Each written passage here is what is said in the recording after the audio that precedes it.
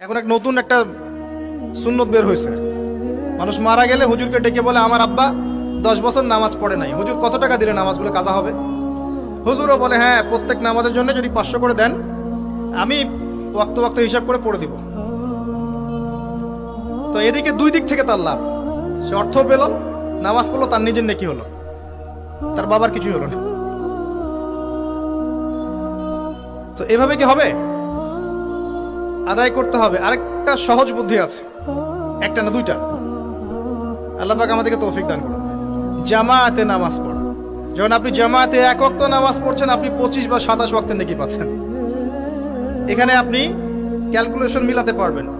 একটা হচ্ছে বেশি বেশি নফল নামাজ পড়া, ফরজের ঘাটতিগুলো আল্লাহ পাক নফল দিয়ে পূরণ করবেন ইনশাআল্লাহ। আরেকটা অপশন আছে, ওমরা করা। ওমরা করতে গেলে আপনি কাবা ঘরে হারামে নামাজ